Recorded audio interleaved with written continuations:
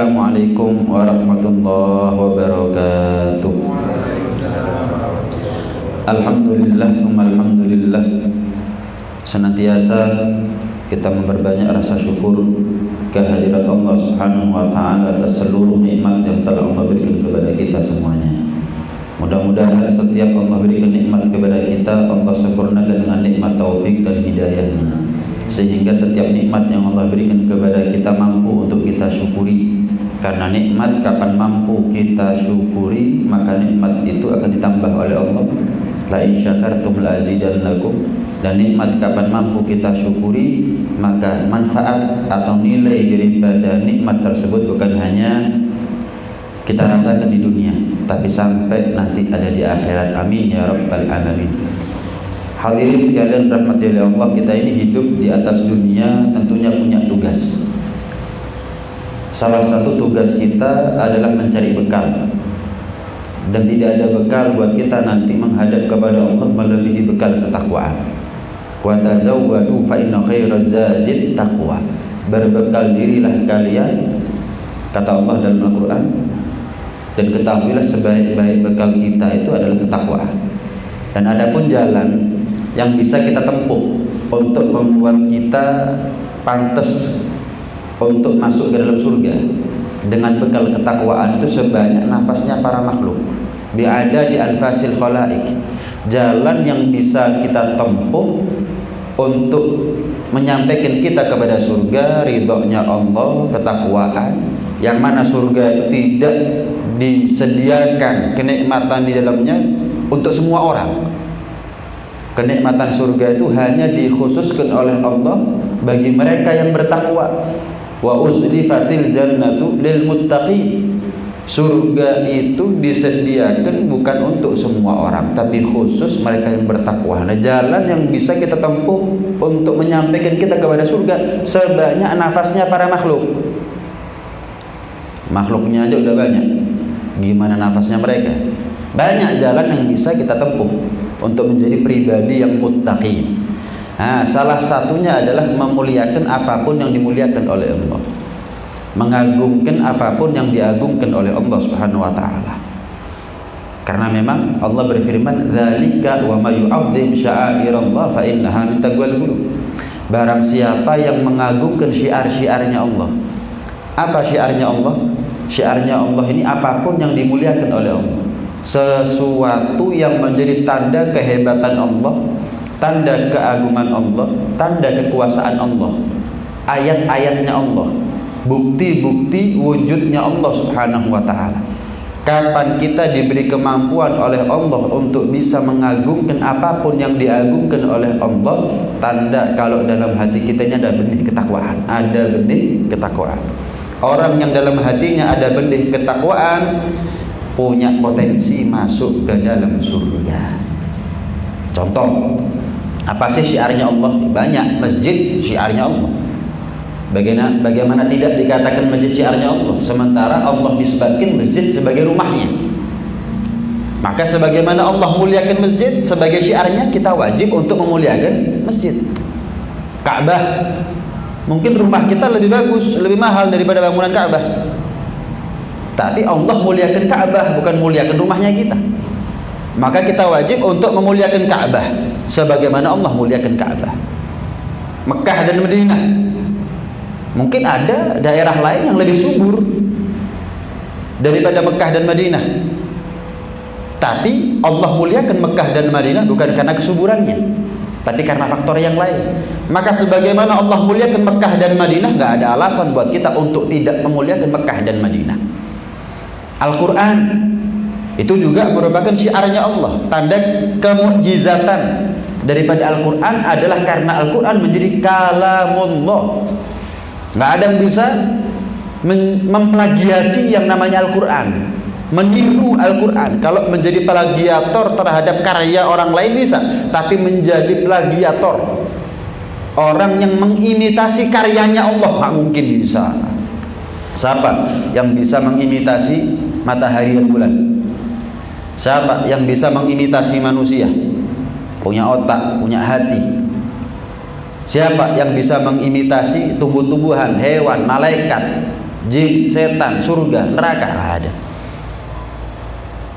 Segala apapun yang dimuliakan oleh Allah wajib buat kita untuk memuliakannya.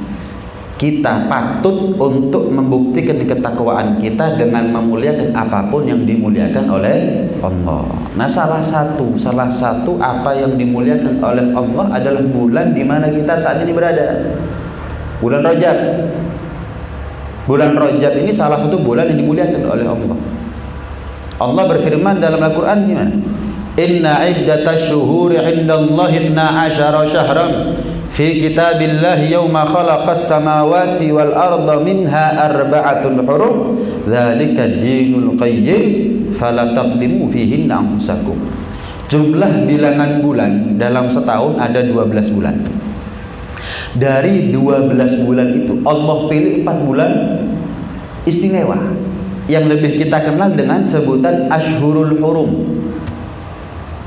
Rasulullah SAW dalam menafsirkan makna 4 bulan yang mulia ini disebut thalathatun sardun wa wahidatun fardun.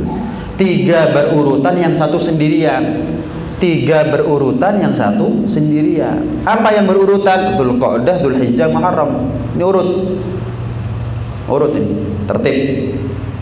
Yang terakhir adalah Rajab, bulan di mana kita saat ini berada. Ini adalah salah satu bulan yang dimuliakan oleh Allah.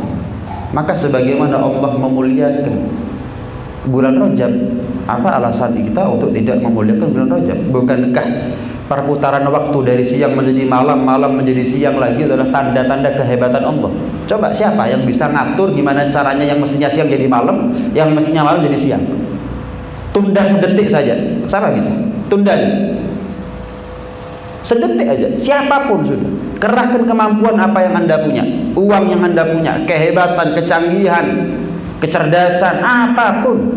Seluruh manusia, seluruh dunia. 1 detik saya minta sekarang berhenti. 1 menit aja, setelah itu jalan lagi. Nggak mampu. Perputaran waktu itu adalah merupakan tanda kehebatan Allah, tanda kekuasaan Allah. Maka merupakan hak prerogatif bagi Allah untuk memuliakan waktu-waktunya. Jangan, makanya Allah mengatakan apa? Dzalika dinul qayyim. 4 bulan ini dipilih oleh Allah menjadi bulan yang spesial. Itu adalah ajaran agama yang lurus. Ajaran agama yang lurus. Keputusan bulan dari Allah. Jangan kita kritis terhadap keputusan Allah. Kenapa Rajab? Kok bukan yang lain misalnya? Ada apa dengan Rajab? Kenapa bukan? Kita nggak usah kritis terhadap keputusan dari Allah Subhanahu wa taala. Kritis, protes, bertanya-tanya. Udah. Terhadap Al-Qur'an nggak ada tuntutan yang Allah wajibkan kepada kita kecuali beriman. Beriman. Allah punya keputusan dari 12 bulan ada 4 bulan yang mulia, titik. Fala taqdimu fihinna anfusakum. Di ayat yang sama Allah melarang kepada kita untuk berbuat zalim di 4 bulan ini kepada diri kita sendiri. Ada orang zalim sama orang lain, ada orang zalim sama dirinya sendiri. Kapan orang dikatakan zalim sama dirinya sendiri? Ya termasuk ketika kita berada di bulan yang mulia, justru kita lecehkan kemuliaan bulan yang mulia dengan kemaksiatan kita. Orang itu kalau taat di waktu-waktu yang mulia dilipat gandakan pahalanya. Begitu juga kalau ada orang maksiat di waktu-waktu mulia dilipat gandakan dosanya. Saya mau tanya, apa bulan Rajab saja kita dilarang maksiat? Semua bulan kita juga dilarang maksiat, tapi akan menjadi fatal kemaksiatan kita kalau kita maksiat di waktu yang mulia. Dimanapun kita dilarang maksiat, cuman akan menjadi besar nilai dosanya kita kalau kita maksiat di kota suci Makkah dan Madinah. Orang masuk rumahnya kita nggak pakai nyepot alas kaki, pelanggaran kan? Pelanggaran ya. Apalagi masuk masjid, apalagi lebih fatal. Maksiat kapanpun, dimanapun, salah, pelanggaran. Apalagi menjadi lebih fatal kemaksiatan di tempat yang mulia atau di waktu yang mulia. Maka Abdullah bin Abbas mengatakan, siapa yang taat di waktu-waktu mulia dilipat gandakan pahalanya, siapa yang maksiat di waktu-waktu mulia dilipat gandakan dosanya.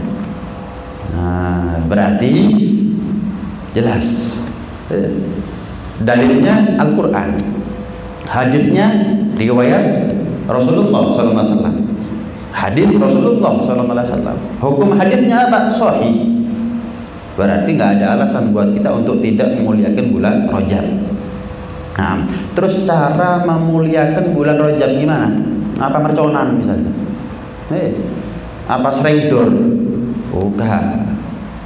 Memuliakan bulan Rajab ya tentunya dengan meningkatkan kualitas ibadah kita maupun kuantitas ibadah kita. Misal kita memperbanyak puasa di bulan Rajab. Hadisnya sahih. Al-Imam Muslim dalam sahihnya meriwayatkan hadis dari sahabat Abdullah bin Abbas radhiyallahu ta'ala anhu wa radhiyallahu. Abdullah bin Abbas pernah ditanya sama seseorang tentang puasa Rajab. Maka Abdullah bin Abbas mengatakan, karena Rasulullah sallallahu alaihi wasallam yasum hatta naqul la yuftir wa yuftir hatta naqul la yasum. Maka Abdullah bin Abbas sebagai sahabat dekat wisanannya Rasulullah sallallahu alaihi wasallam mengatakan, dulu Rasulullah kalau masuk di bulan Rajab banyak puasa sampai kami beranggapan Rasulullah nggak puasa kalau Rajab, sebulan penuh puasa. Tapi terkadang di tahun tertentu Rasulullah itu kalau masuk bulan Rajab nggak puasa kecuali sedikit. Kadang puasa, nggak puasa ya cuma beberapa hari. Kadang nggak puasanya beberapa hari. Ini menunjukkan bahwa puasa Rajab bukan wajib, tapi sunnah. Hadis sahih yang pertama. Hadis yang kedua, Al-Imam Abu Dawud dalam sunannya, pernah ada seorang dari suku Al-Bahili, datang kepada Rasulullah SAW. Ya Rasulullah, saya ini mau puasa di bulan-bulan mulia, Dzulqa'dah, Dzulhijjah, Muharram dan Rajab. Cuman saya nggak kuat ya Rasul. Gimana ya Rasul? Maka Rasulullah dengan tegas menyatakan 3 kali, sum minal hurum watruk, sum minal hurum watruk, sum minal hurum watruk. Puasai sebagian, tinggalkan sebagian kalau memang nggak kuat. Diulangi lagi sama Rasulullah, lakukan, tapi tinggalkan sebagian semampunya. Ulangi lagi sama Rasulullah, jangan sampai nggak puasa, tapi ya jangan sampai memaksakan diri, tinggalkan sebagian, puasai sebagian. Nabi mengulangi 3 kali. Itu menunjukkan yang pertama, hukum puasa sunnah di bulan-bulan mulia sunnah. Kenapa? Kalau wajib nggak mungkin diperintah untuk meninggalkan. Berarti puasa sunnah itu menjadi afdal kalau kita mampu. Kalau kita nggak mampu, apalagi kalau gara-gara puasa sunnah kita gugur kewajiban. Dalam artian gara-gara puasa sunnah akhirnya kita nggak kerja, males, ngantuk, sementara kita punya kewajiban nafkah, lain ceritanya.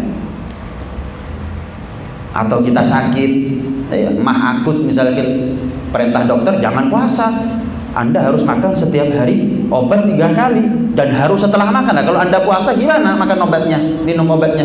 Oh, ya berarti lebih afdal buat dia nggak puasa malahan. Namanya puasa sunnah. Ini hukum yang pertama. Yang kedua, Nabi ngomong 3 kali, menegaskan 3 kali. Artinya apa? Jangan sampai nggak puasa tapi. Jangan alasan nggak mampu sedih naik 4 bulan. 120 hari Dzulqa'dah, Dzulhijjah, Muharram, Rajab. Sehari belas nggak tahu puasa. Dzulqa'dah sehari enggak, Dzulhijjah sehari enggak. Dzulhijjah itu ada puasa Arafah, ada puasa Tarwiyah. Muharram ada puasa Asyura, ada puasa Tasu'a. Rajab ada puasa Rajab. Ya jangan sampai, makanya Nabi sampai ulangi 3 kali. Jangan sampai nggak puasa, jangan sampai nggak puasa, jangan sampai nggak puasa. Tapi juga jangan sampai memaksakan diri, jangan sampai memaksakan diri, jangan sampai memaksakan diri. Tinggalkan. Hadisnya sahih, riwayat Al-Imam Abu Dawud. Hadis yang ketiga, hadis sahih yang ketiga, riwayat Al-Imam An-Nasa'i dalam sunannya. Rasulullah SAW pernah bersabda begini, "Dzaka syahrun yaghfulun nasu dzaka syahrun yaghfulun nasu anhu baina Rajab wa Ramadan. Bulan Sya'ban itu adalah bulan yang sering dilupakan sama orang. Nggak seperti orang ingatnya puasa di bulan Rajab dan puasa di bulan Ramadan. Artinya kan puasa Sya'ban sunnah. Ada hadis sahih yang lain. Insyaallah bulan depan saya bahas sedikit masalah bulan puasa di bulan Sya'ban. Ya, hadisnya sahih. Mirip dengan riwayat Abdullah bin Abbas tadi. Mirip, cuman riwayatnya Siti Aisyah bahwa Rasulullah kalau masuk di bulan Sya'ban sebulan penuh puasa. Nggak puasanya cuma beberapa hari. Nggak pernah Rasulullah itu puasa menjelang Ramadan lebih hebat daripada puasa beliau di bulan Sya'ban. Nah, dari sini bisa kita pahami bulan Sya'ban adalah bulan yang sering dilupakan oleh manusia. Nggak seperti mereka ingat terhadap puasa Rajab dan puasa Ramadan. Loh, berarti puasa Rajab sunnah nggak? Nggak seperti ingatnya mereka terhadap kemuliaan Rajab mereka puasa, kemuliaan Ramadan mereka puasa. Oh, berarti sebagaimana Sya'ban sunnah puasa, Ramadan bahkan wajib puasa, Rajab ini juga dianjurkan bagi kita untuk memuliakannya dengan cara puasa. Jelas ya? Jadi hukum puasa Rajab adalah sunnah. Kalau ada di antara kita yang mengatakan bahwa puasa Rajab bid'ah, Rasulullah puasa Rajab, berani bilang Rasulullah bid'ah, hati-hati. Nah, ini harus kita pahami dulu. Ini penting. Nah, cuman ada hadis dhaif. Ada hadis dhaif. Contoh. Al-Imam Ghazali dalam kitab Ihya Ulumuddin, beliau menukil satu hadis yang dhaif, hadis yang lemah, yang mana Rasulullah SAW bersabda, man shoma yaumal khamis wal jum'ah was sabat, barang siapa yang puasa Kamis, Jumat dan Sabtu, min syahrin haram, daripada bulan-bulan yang mulia. Ya, bukan Rajab tak berarti, termasuk Dzulqa'dah, Dzulhijjah, Muharram dan Rajab tentunya.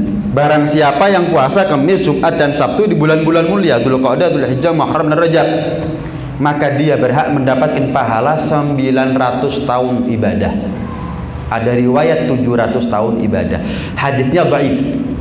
Nah, cuman harus kita tahu, dhaif sama maudhu itu berbeda. Lemah sama palsu itu beda. Kalau lemah itu masih ada potensi memang benar dari Nabi SAW. Sehingga banyak ulama hadis, Al-Imam Al-Baihaqi, siapa nggak pernah tahu Imam Ibn Baihaqi? Al-Imam Ibn Hajar Al-Haytami, siapa yang nggak pernah dengar nama Al-Imam Ibn Hajar? Al-Imam Ibn Hajar Al-Asqalani, Al-Imam An-Nawawi sepakat hadis dhaif boleh diamalkan, hadis dhaif boleh dinukil, boleh disampaikan di ceramah, boleh disadur di kitab, boleh diamalkan. Yang nggak boleh cuma satu, dijadikan sandaran hukum. Oh, puasa Rajab itu sunnah, tapi hadisnya dhaif, nggak boleh. Puasa Rajab sunnah dari 3 hadis yang tadi saya awal sampaikan. Itu hadisnya sahih soalnya. Jangan kita menjadikan hadis dhaif sebagai sandaran hukum tentang hukum daripada sebuah amalan. Enggak. Tapi hadis dhaif memang nggak boleh menjadi sandaran hukum, tapi boleh diamalkan, bahkan boleh diriwayatkan. Buktinya apa? Imam Ghazali dalam kitab sefenomenal Ihya Ulumuddin menukil hadis itu. Saya mau tanya, kita lebih ngerti hadis daripada Imam Ghazali? Imam Ghazali nukil. Masa kita berani nyalakan Imam Ghazali nggak benar nih? Loh, Imam Ghazali salah. Duh, memang bukan Nabi ya. Cuman yang lebih beresiko salah siapa? Kita atau Imam Ghazali? Yang lebih alim siapa? Kita atau Imam Ghazali? Justru ketika Imam Ghazali menukil hadis yang dhaif di dalam kitab Ihya, itu menunjukkan bahwa memang hadis dhaif boleh diriwayatkan, boleh disampaikan, boleh dinukil, disadur dalam sebuah kitab untuk diamalkan. Tapi Imam Ghazali tidak pernah mengatakan puasa Rajab, puasa Dzulqa'dah, puasa Dzulhijjah, Dzulhijjah, puasa Muharram, sunnah karena hadis tersebut. Enggak, dari hadis yang sahih yang lain. Beda sama hadis palsu, hadis maudhu, hadis makdzub. Kalau hadis palsu diamalkan nggak boleh, apalagi disampaikan, apalagi dijadikan sandaran hukum. Nah, ini ilmu hadis. Nggak ada satupun ulama yang berpendapat hukumnya hadis dhaif sama hukumnya hadis palsu sama. Enggak, beda. Hadis dhaif cuma dua yang boleh diriwayatkan dan diamalkan, yang nggak boleh jadikan sandaran hukum. Kalau hadis palsu semuanya nggak boleh, tiga-tiganya diriwayatkan nggak boleh, diamalkan nggak boleh, dijadikan sandaran hukum nggak boleh. Itu perbedaannya. Jangan karena kita menganggap hadis dhaif artinya lemah, oh berarti nggak bisa dijadikan amalan. Nggak bisa menjadi pijakan hukum. Nah itu betul. Jangan karena tertipu dengan kalimat lemah. Gini loh, kita belajar hadis jangan dari bahasa Indonesia, kembalikan lagi ke ilmu hadis. Lemah sama palsu beda kan? Ya sudah, kalau lemah masih ada kemungkinan untuk diamalkan dari baik. Tapi kalau palsu, karena nggak mungkin, mustahil dari Nabi, tolak. Contoh hadis yang palsu, sering kita dapat SMS akhir-akhir ini kalau menjelang pergantian bulan. Oh ya, barang siapa yang menyebarkan SMS ini, zaman Nabi ada SMS. Barang siapa yang menyebarkan kabar ini, pahalanya 80 tahun. Loh, ini palsu ini.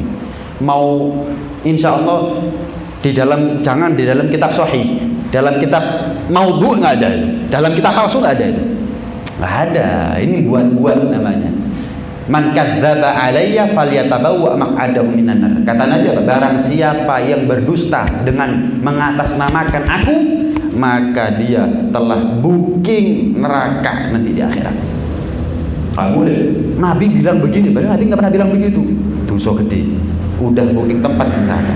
Ini harus kita perselisihan pendapat harus kita hadapi dengan ilmiah. Nggak boleh kita hadapi dengan fanatisme. Nggak boleh dihadapi dengan ilmiah. Kalau ilmiah ketemu kita sunnah sing badhe ngamalake nggih monggo, yang nggak mau nggak apa-apa. Ini perselisihan di antara ulama terdahulu sudah beres. Lah kok orang sekarang saling menyalahkan, apa kita lebih alim daripada ulama terdahulu? Udah gitu loh. Jangan mau kita ini diukit-ukit terus untuk perpecahan dalam Islam. Jangan mau. Ini permasalahan sudah beres. Lah kok orang sekarang yang nggak lebih alim daripada orang dulu ngungkit-ngungkit lagi, apa maksudnya? Ibn Hajar mengatakan begitu, Imam Nawawi, Imam Baihaqi, Imam Ghazali. Mau apa kita dengan mereka? Mau nyalahkan mereka? Coba kira-kira logis nggak? Imam Ghazali masuk neraka, Imam Baihaqi masuk neraka, Imam Nawawi masuk neraka, kita masuk surga? Ya mungkin. Cuman logis nggak kira-kira gitu loh? Itu aja, nggak logis ya. Lah kira-kira kalau Imam Ghazali disalahkan, Imam Nawawi disalahkan, terus buat apa kita hadir pengajian? Percuma, pasti masuk neraka kita. Lah kalau Imam Nawawi masuk neraka dengan ilmunya, dengan amalnya, dengan kitabnya, dengan muridnya, dengan santrinya, dengan manfaatnya, terus kita mau apa? Nggak bisa sudah. Bukan saya mengatakan Imam Nawawi pasti masuk surga, keputusan di tangan Allah. Cuman kita bicara husnudzon. Satu, yang kedua kita bicara potensi. Siapa yang lebih berpotensi masuk surga, kita atau ulama terdahulu? Sebaliknya, siapa yang lebih beresiko masuk neraka, kita atau ulama terdahulu? Bukan paten, bukan hukum, bukan judge. Cuman satu, husnudzon, insya Allah mereka masuk surga, insya Allah. Yang kedua, ya kalau kita pakai logika sedikit misalnya, nah, itu gambarannya. Nah, kalau mereka masuk neraka terus kita hadir pengajian masuk surga. Nah, seminggu sekali kita ngaji. Imam Nawawi ngarang kitab sampai berani nggak kawin untuk ngarang kitab.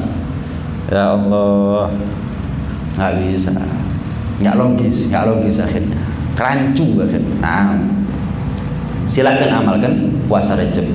Ada hadis yang mengatakan begini, inna fil jannati nahron yugalu lahu Rajab. Di dalam surga itu ada sungai, telaga yang dinamakan dengan telaga Rajab. Ma'uhu asyaddu bayadan minal laban wa hala minan asal. Yang mana air yang mengalir di telaga Rajab lebih manis daripada madu, lebih putih, lebih bersih daripada susu. Man shoma yauman fi syahri Rajab sagahullahu min dzalikan nahri. Barang siapa yang puasa sehari saja ada di bulan Rajab, maka dia berhak untuk menikmati daripada air telaga Rajab nanti di surga. Enggak semua orang masuk surga berhak menikmati air telaga Rajab, sungai Rajab. Hanya mereka yang pernah puasa walaupun sehari setiap ketemu bulan Rajab berhak. Jadi kalau ada orang nanti masuk surga, yang satu puasa Rajab, yang satu enggak. Yang enggak puasa Rajab nanti sedikit iri. Loh, kamu kok bisa minum air yang lebih manis daripada madu, lebih putih daripada susu? Iya, dulu saya puasa Rajab. Dan kamu enggak. Oh, ya ada kemuliaan, tapi walaupun sama-sama ada di surga. Jelas. Nah, itu yang pertama. Yang kedua, yang bisa kita amalkan ada di bulan Rajab, memperbanyak doa Allahumma barik lana fi Rajab wa Sya'ban wa ballighna Ramadan. Ya Allah, berkahi usia kami ada di bulan Rajab dan Sya'ban. Dan kata Nabi apa? Sampaikan usia kami ada di bulan Ramadan.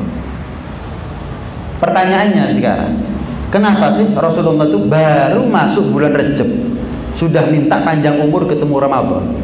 Itu berarti ada isyarat, ada petunjuk, ada kode dari Rasulullah SAW. Apa kodenya? Kalau orang itu kepingin panen pahala, panen rahmat, panen ampunan nanti ada di bulan Ramadan, langkah pertamanya ada di bulan Rajab. Ya itu nggak heran kalau banyak ulama yang mengatakan bulan Rajab ini bulan menanam, bulan Sya'ban bulan merawat, mengairi apa yang kita tanam di bulan Rajab. Bulan Ramadan bicara panen. Lah kalau nandur enggak kepingin panen ini gimana? Maksudnya gimana Ustadz? Gini, kita ini kan nggak gampang mengkhatamkan Al-Quran sebulan sepanjang Ramadan ini kan nggak gampang. Maka tanamlah. Langkah pertama ada di bulan Rajab. Kasih gambaran mudah. Petinju itu kadang-kadang latihannya setahun, dapat 3 ronde KO. Bengep muka nggak jadi muka. Latihan setahun 3 ronde, 3 menit dikali 3 ronde 9 menit, nggak sampai 10 menit. Latihan setahun itu. Ini sparring, lari, fisik, fitness, diatur pola makannya, berat badannya juga diatur gimana caranya. Setahun latihan. Gledek, pas tanding dapat 3 ronde KO. Sama kalau kita ini baca Al-Qurannya nanti Ramadan, Rajab, Sya'ban nggak usah. Kepingin khatam Ramadan, baru bacanya Ramadan, nggak latihan dulu mulai Rajab dan Sya'ban, ya KO kita, nggak bakal khatam kita. Setahun latihan KO, apalagi nggak latihan belas. Yang latihan baca Al-Quran Rajab Sya'ban belum tentu khatam Al-Quran kapan Ramadan. Nggak gampang, nggak gampang. Kepingin Ustadz saya nanti itu gampang melek malam biar dapat fadilahnya malam Lailatul Qadar. Loh, pertanyaannya apakah kita ini selama ini sudah sering melek malam? Enggak sih Ustadz. Lah, latihan Rajab Sya'ban jadikan buat kita momen untuk latihan melek bengi biar nanti Ramadan sedikit lebih mudah buat kita untuk melek malam. Itu maksudnya panen. Itu maksudnya panen.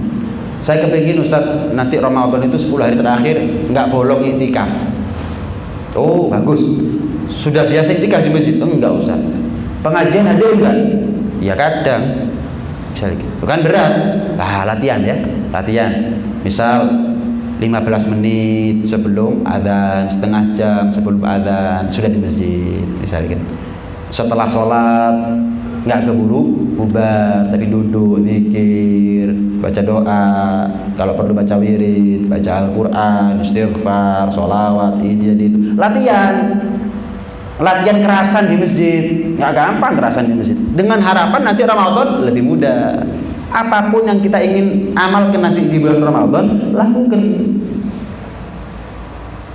Menanam, merawat, panen. Lah kalau menanamnya baru Ramadan, lah panennya kapan? Mana ada orang nanam sekarang panen sekarang? nggak baca Al-Quran kecuali Ramadan, nggak khatam Al-Quran, nggak pernah melek bengi kecuali Ramadan, nggak dapat Lailatul Qadar. Paling tepat-tepatan, dalam artian tepat-tepatan begini, paling malam Lailatul Qadar tanggal sekian, wis ikut tok diuber, yang lainnya enggak. Habis gitu kalau sudah malam pas ketepaan dia melek, wah paginya langsung bikin status, kayaknya semalam ini Lailatul Qadar. Saya lihat matahari ini cahayanya, saya lihat udaranya itu enggak dingin, enggak panas. Saya lihat ya mesti ae. Lah ndek pas melek bengi. Ya apa carane yo memaksakan diri maksa gitu loh. Ya apa carane mambengi Lailatul Qadar? Apa pas melek? Eman nek makanya. Kan begitu ya. Orang banyak sekarang begitu, kadung melek, ojo sampai ke Lailatul Qadar. Jadi paginya tuh kayaknya ya semalam itu suasananya tuh, wah saya ternyuh gitu, wah melek bunyi. Coba gak melek, ada kira seperti itu. Jadi nepak-nepak no gitu loh, nepak-nepak no. Kapan tangi? Semalam Lailatul Qadar. Kalau ada yang ngomong, kok kudu, saya salah kok, keliru. Keliru kamu. Kemarin tuh, coba masuk kitab. Ya kadung melek. Lain kalau meleknya mulai awal sampai akhir, insya Allah dapat itu sudah. Nah kalau nepak-nepak notok kapan tepak, kudu tepak. Ya repot seperti ini. Tidak bisa sih. Bayangkan kalau Anda misal panjenengan saya kasih sayembara, siapa yang ketemu saya sebuah tengah malam selama sebulan Ramadan, saya kasih uang 50 juta. Tanggal berapa itu? Karo ya. Gak tahu. Pokoknya siapapun yang ketepaan ketemu saya, berapapun orangnya, bukan satu di antara 100.000, enggak. Siapapun, ada 100 orang, 100 dapat 50 juta semuanya. 1.000 orang dapat 50 juta semuanya. Tapi saya rahasiakan kapan itu. Ayo, jelas ngantri jenengannya ya, bikin tenda depan rumah sudah, camping murahan. Jelas ya, dalam saya juta. Saya intek untuk orang bulan sekarang dapat 2 bulan habis, sing cicilan, sing utang, sing Lailatul Qadar satu malam bernilai 83 tahun lebih ibadah. Kita ini umur belum tentu sampai 83. Itu pun nggak mungkin nonstop kita ibadah. Semalam kita dapat Lailatul Qadar, berkahnya Lailatul Qadar seperti orang yang ibadah 365 hari dikali 24 jam dikali 83 lebih tahun, 83 tahun lebih. Ayo, makanya kata Al-Imam Al-Haddad, orang itu kalau nepai Lailatul Qadar seumur hidup 10 kali aja, itu seperti orang dapat pahala 1000 tahun. Karena 83,4 kalau nggak salah, 83 tahun lebih 4 bulan. Kalau dikali 10 kurang lebih 1000 tahun lamanya. Oh, nggak ada yang camping ya? Nggak ada yang camping. Ya aku mau wis nepak-nepak no, kapan tepak kudu tepak. Wis pokoknya ya apa carane bengi ku mau Lailatul Qadar. Wis titik. Nice. Selesai sudah. Nah, itu amalan yang harus kita amalkan. Yang kedua, ini ya, memperbanyak bacaan doa Allahumma barik lana fi Rajab wa Sya'ban ballighna Ramadan. Kemudian yang ketiga adalah memperbanyak istighfar.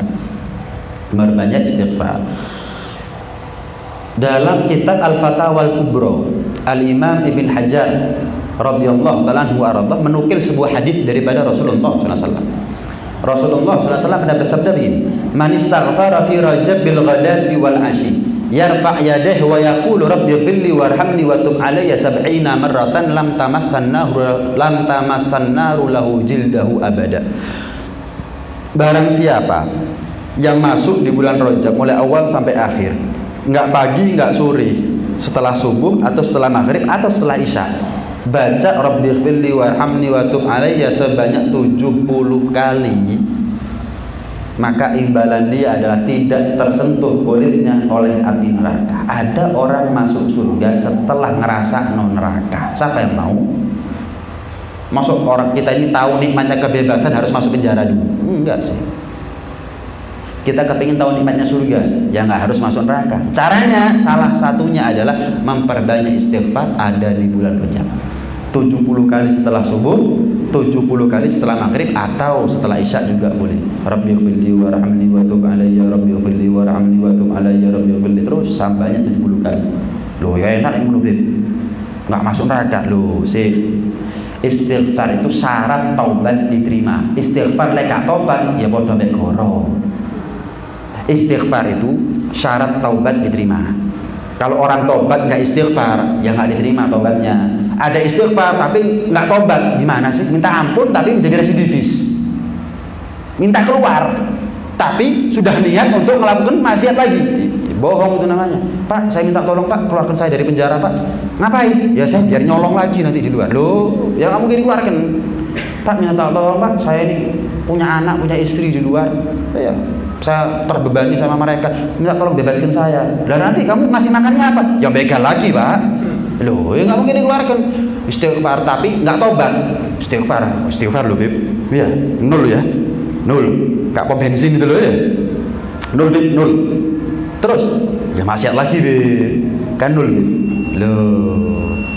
Dikatakan dalam sebuah hadis, man istaghfara wa huwa musirrun min dzambi fahuwa kal mustahzi bi rabbi. Barang siapa yang beristighfar tapi tetap melakoni dosa, itu sama menjadikan Allah sebagai bahan guyonan, lucon.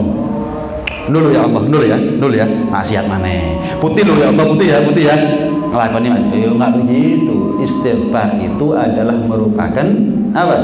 Syarat diterimanya tobat kita oleh Allah Subhanahu wa taala. Wa may ya'mal su'an aw yadhlim nafsah tsumma yastaghfirillaha yajidillaha ghafurur rahim. Barang siapa yang berbuat kezaliman, barang siapa yang bermaksiat, kemudian dia istighfar kepada Allah, mohon ampun kepada Allah, dia dapati, dia jumpai Allah dalam keadaan Tuhan yang Ghafurur Rahim, Maha Pengampun, Maha Penyayang. Karena itu heran kalau ada orang celaka nanti ada di akhirat masuk neraka padahal dia punya istighfar. Kata Sayyidina Ali bin Abi Thalib, heran, saya ini heran kata beliau. Nanti ada orang masuk neraka padahal dia tahu caranya istighfar. Kok iso? Ibarat punya mobil tapi nggak sampai tujuan, gimana ceritanya? Mogok mobilnya? Enggak. Banyak kempes jangan-jangan? Enggak juga. Bensinnya belum diisi mungkin, ada penuh. Loh lah kok iso gak contoh ini apa ceritanya? Punya istighfar, punya kendaraan, punya fasilitas, tapi nggak sampai ke surga. Kok bisa itu loh? Kok bisa? Dalam hadits qudsi, Allah Subhanahu wa taala pernah berfirman begini. Ya bena Adam, lau ataitani ya ma da'autani wa raujautani ghafartu laka ala ma kana minka wala ubali. Anaknya Adam, bangsa manusia, cucunya Adam, kita semuanya, selagi kamu berharap kepada aku, memohon ampun kepada aku akan ampuni dosa kamu sebesar apapun dosa yang kamu punya, dan dosa yang sudah aku ampuni nggak aku pedulikan lagi. Mari yo mari. Beda sama manusia, kadang ngasih sepuro, ngasih maaf, tapi diungkit-ungkit, diundat-undat, disebut-sebut, dibahas-bahas, dieling-eling, jangket kadang-kadang. Pisan lu yo, wah kadang nggak sepuro con, pisan lu, awas kalian. Lah kalau Allah pernah, pisan yo, enggak ada buktinya sampai sekarang maksiat. Kapan istighfar diampuni lagi oleh Allah Subhanahu wa taala. Lau balaghat dunubuka anana sama, kalau seandainya kamu datang kepada aku, kata Allah dalam hadits qudsi, dengan membawa dosa seluas langit, ghafartu lak, selagi kamu beristighfar kepada aku ampuni dosanya kamu. Sesederhana itu aku ampuni dosanya kamu. Lau ataitani bi ghurabil ardi khataya, kalau kamu datang kepada aku dengan membawa dosa seberat bumi, berapa juta tahun ini bumi, seberat bumi kamu bawa dosa menghadap kepada aku, dalam keadaan kamu beriman kepada aku akan sambut kedatangan kamu dengan ampunan seberat bumi juga. Nggak ada alasan buat kita putus asa dari Allah. Saya keberatan dosa, Bib, kebanyakan dosa, Bib, saya pernah ini, saya pernah itu. Allah itu ampunannya lebih luas daripada dosanya kita. Wa maghfiratuka awsa'u min dzunubina. Rahmatmu ya Allah, ampunanmu ya Allah lebih luas daripada dosanya kami. Ada. Iblis pernah sumpah, demi Allah, demi keagunganmu ya Allah, aku bersumpah, aku tidak akan pernah menyerah menyesatkan anak cucu Adam sampai kiamat. Tak golek iyo apa carane. Iblis sumpah di depan Allah. Allah jawab, aku juga sumpah Iblis, demi kemuliaanku, demi keagunganku, aku tidak akan pernah menyerah memberikan ampunan kepada hambaku selagi mereka mau mendekat kepada aku. Pilihan hidup di tangan kita sekarang. Mau kalah sama iblis atau kita berpihak kepada Allah Subhanahu wa taala yang enggak mungkin kalah. Allah nggak pernah menyerah memberikan ampunan kepada kita. Bagaimana mungkin kita menyerah terhadap dosa yang kita punya, sementara Allah nggak pernah nyerah ngasih ampunan kepada kita. Nanti di surga, nanti di akhirat ada 2 orang masuk neraka, pintas sama Allah, panggil. Gimana rasanya neraka? Sakit ya Allah, sakit ya Allah. Pantas nggak kalian masuk neraka? Pantas ya Allah. Ya sudah, masuk lagi ke neraka. Panggil, tanya, dijawab, masuk lagi dalam neraka, berangkat. 2 orang ini responnya berbeda. Yang satu lari untuk masuk neraka seperti orang lari masuk surga. Yang satu lagi jalan pelan-pelan. Dipanggil lagi sama Allah. Panggil. Ya bukan Allah nggak tahu ya, tapi biar kita tahu. Sama seperti sutradara itu loh. Tahu alur cerita endingnya bagaimana, cuman ya harus diperankan ini.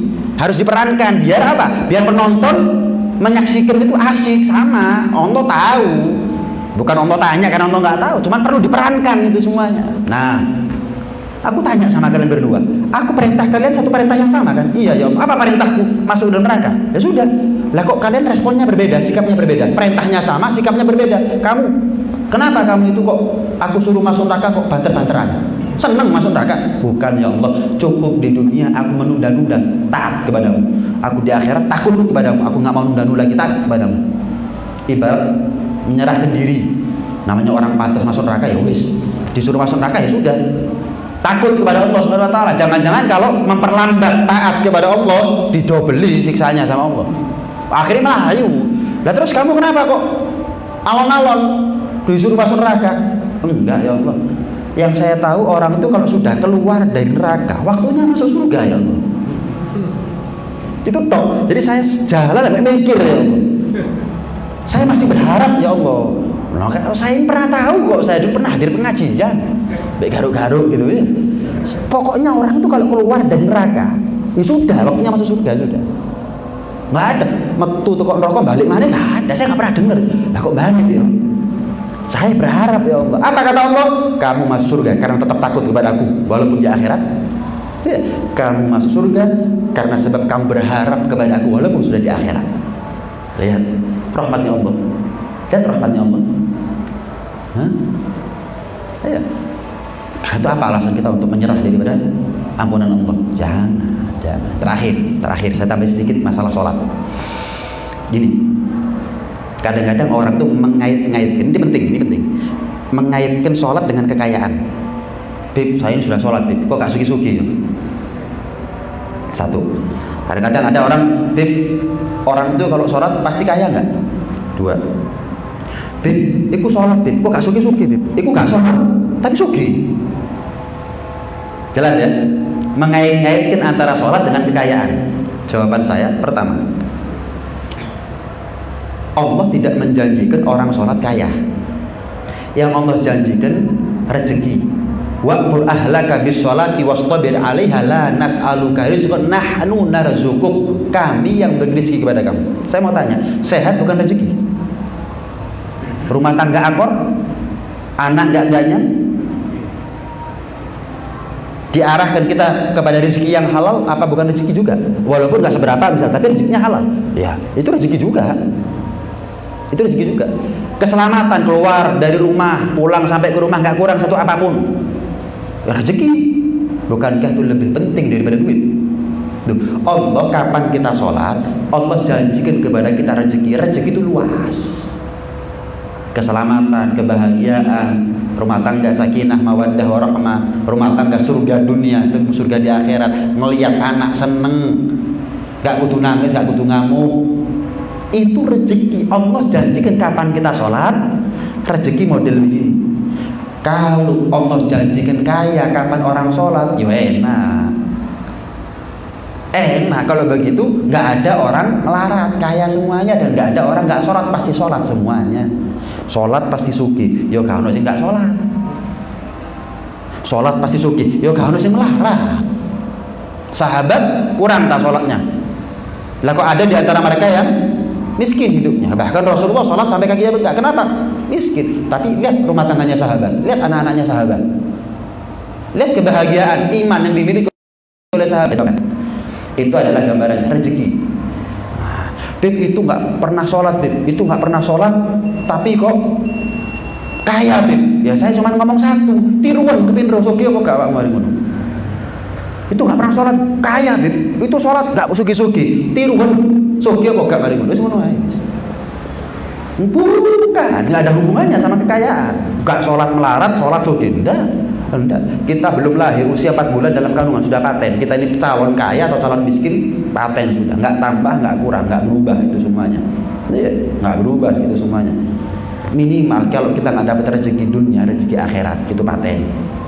Itu adalah kewajiban bagaimana kita sholat. Karena itu mudah-mudahan kita termasuk di antara mereka yang dimuliakan oleh Allah untuk bisa memuliakan bulan Rajab sebagaimana mestinya, baik dengan puasa, baik dengan istighfar, baik dengan doa, baik dengan menjaga sholat 5 waktunya kita, apalagi dalam keadaan berjamaah insyaallah. Amin ya rabbal alamin. Rabbana anfa'na lima